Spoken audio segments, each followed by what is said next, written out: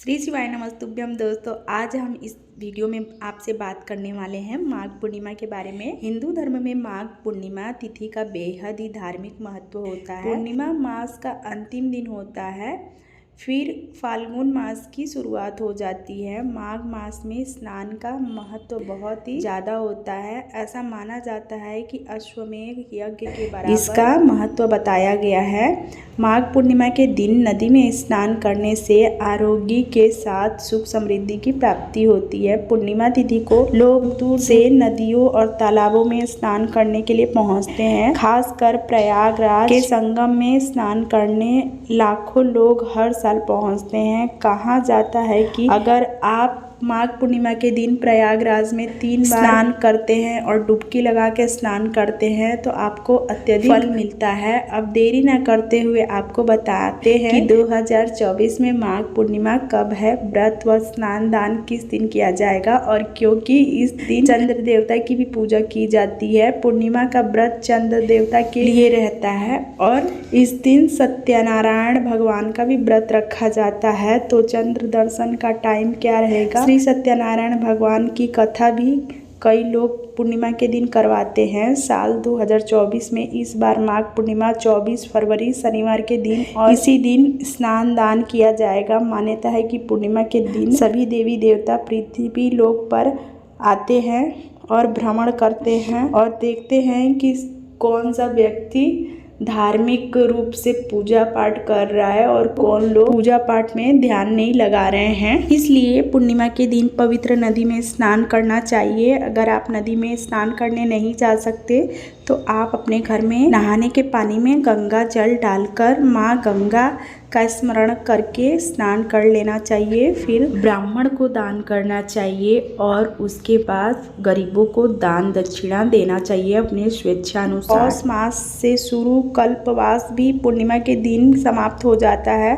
पूर्णिमा तिथि प्रारंभ हो रही है 23 फरवरी शुक्रवार दोपहर 3:35 में और समाप्त हो रही है 24 फरवरी 6 बजे तक। 23 फरवरी को पूर्णिमा दोपहर के बाद से शुरू हो रही है। इसी कारण पूर्णिमा तिथि 24 फरवरी को मनाई जाएगी। 24 फरवरी को चंद्रोदय का समय है 6:24 पर भले ही शाम 6 बजे पूर्णिमा तिथि समाप्त हो गई हो, लेकिन आप चंद्रमा की पूजा 6:24 पर करके अपना व्रत खोल सकते हैं। और पूर्णिमा तिथि को श्री हरि विष्णु जी, लक्ष्मी जी और भोलेनाथ की पूजा करनी चाहिए और चंद्रदेव और सूर्यदेव की पूजा करनी चाहिए। दिन भर शांत स्वभाव बना के रखना चाहिए।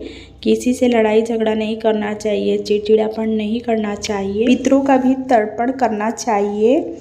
माघ मास में काले तिल का बहुत महत्व होता है, तो आप तिल का दान कर सकते हैं। नदी में स्नान करने के बाद आप वहाँ पे हवन भी कर सकते हैं काले तिल से। पूर्णिमा को दान करने का विशेष महत्व है। दान आप कपड़ों का, फल का, सब्जियों का, गुड़ का, घी का, जिस चीज़ का भी आप दान कर सकते हैं उस चीज़ का दान कर दें। व्रत करने वाले भक्तों को ब्रह्म मुहूर्त में उठकर स्नान दान करना चाहिए। भगवान की पूजा पाठ करना चाहिए। पूर्णिमा व्रत की कथा पढ़ना या अवश्य ही सुनना चाहिए। दिन भर उपवास रखना चाहिए। शाम को चंद्र देवता की पूजा कर अर्घ देकर खीर चढ़ाकर उसी से अपना व्रत खोलना चाहिए। पूर्णिमा तिथि पर सफ़ेद रंग की चीज़ों का उपयोग करना चाहिए और दान भी करना चाहिए। कहा जाता है कि पूर्णिमा तिथि के दिन नाखून और बाल नहीं काटने चाहिए। पूर्णिमा को दीप दान का अत्यधिक महत्व है। दीप दान आप मंदिर, नदियों, तालाबों, वृक्षों के नीचे कर सकते हैं।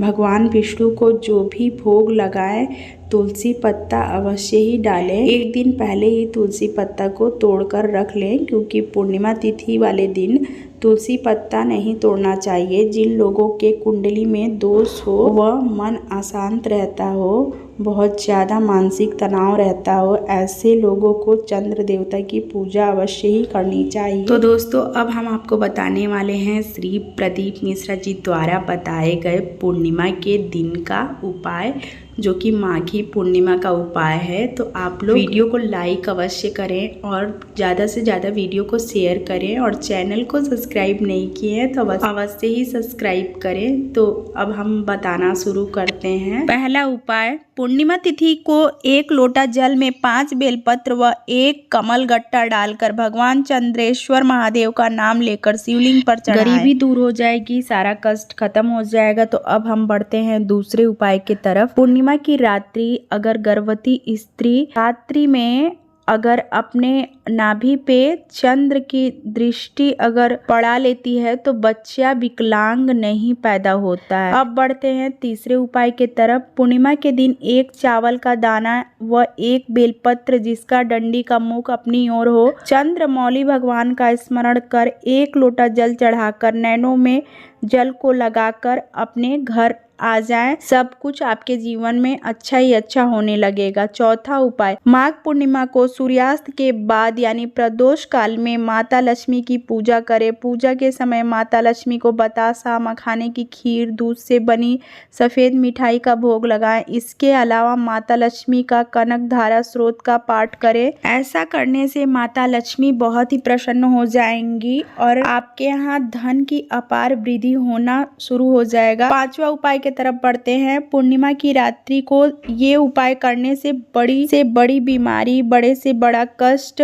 अनिद्रा की बीमारी, दमा की बीमारी, श्वास की बीमारी, सारी बीमारी इस उपाय से समाप्त होने वाली है। 5 पीपल का पत्ता लेकर उसके ऊपर खीर रखकर खाने से दमा, श्वास की बीमारी समाप्त हो जाती है। जिस व्यक्ति के आंखें कमजोर हैं, पूर्णिमा के दिन रात्रि 12 बजे चंद्र देव का दर्शन कर 5 से 7 मिनट लगातार नयन मिलाए चंद्र देव के साथ पीपल के पत्ते पर खीर रखकर चढ़ाएं, रोशनी बढ़ने लगेगी। 7वां उपाय, पीपल का 1 पत्ते पर थोड़ा सा चावल पूर्णिमा के रात्रि को अपने नैनों से लगाकर शरीर से घुमाकर दरवाजे के पास रख दें और पूर्णिमा की सुबह उस पत्ते और चावल को ले जाके बहते जल में प्रवाहित करके आ जाएं। भोलेनाथ सब चीज अच्छा करेंगे। तो दोस्तों उम्मीद करते हैं कि आज की हमारी जानकारी जो है वो आपको पसंद आई होगी, और आपके घर के पास अगर नदी है तो आप अवश्य ही माघी पूर्णिमा के दिन नदी में जाकर स्नान करें समय निकाल के, और दान दक्षिणा अवश्य ही करें।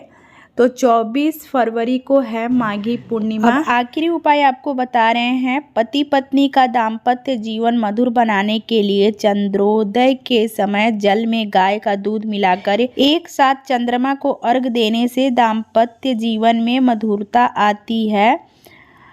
तो अगर आज की हमारी जानकारी अच्छी लगी है तो वीडियो को अवश्य ही लाइक करें और वीडियो को ज़्यादा से ज़्यादा शेयर करें। चैनल को अगर सब्सक्राइब नहीं किए हैं तो अवश्य ही सब्सक्राइब करें, और सब्सक्राइब करने के साथ बेल आइकन को प्रेस करें ताकि हमारी वीडियो जैसी यूट्यूब पे डले आपके पास नोटिफिकेशन पहुंच सके।